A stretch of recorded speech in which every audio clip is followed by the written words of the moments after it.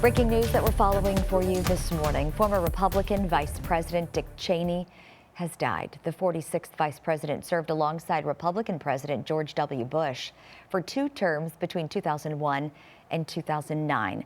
According to a statement from the family to CNN, he died due to complications from pneumonia and cardiac and vascular disease. This morning, we're taking a closer look at the life and career of Dick Cheney from his early days in Wyoming to becoming one of the most powerful vice presidents in U.S. history. Here's Major Garrett. In 2000, Dick Cheney was asked by George W. Bush to help pick his running mate. In the end, it was Cheney's name that rose to the top of the list. He really wanted me to come on board because he thought I could help govern, be part of his team, and that he wanted me involved in everything. Richard Bruce Cheney was born in 1941 in Lincoln, Nebraska, and grew up in Wyoming.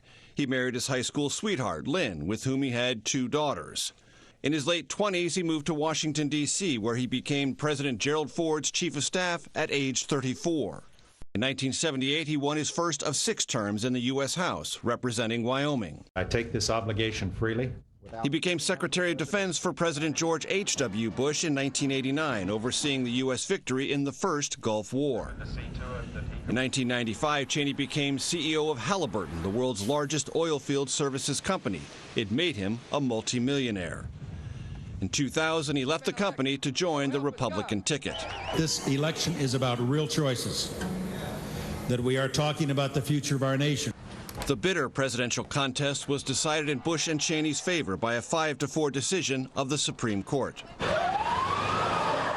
The September 11, 2001 attacks were the defining moment for the new administration. As the U.S. went to war in Afghanistan, Cheney also urged military action against Iraq. There is no doubt that Saddam Hussein now has weapons of mass destruction. Baghdad fell just 3 weeks after the U.S. invasion in 2003, but the alleged weapons of mass destruction were never found, and American forces began a long, deadly occupation. Even so, the Bush-Cheney team made national security the centerpiece of the 2004 re-election campaign. Because if we make the wrong choice, then the danger is that we'll get hit again. They won in a close election, but as the situation in Iraq disintegrated and U.S. casualties mounted, public opinion turned against the administration. George Bush has got to go! Cheney suffered multiple heart attacks, his first at age 37. He received a new heart in 2012. You wake up every morning with a smile on your face because you've got a new day you never expected to have. Dick Cheney, a man who was both soft-spoken and unyielding, became one of the most powerful vice presidents in American history. Major Garrett, CBS News, Washington.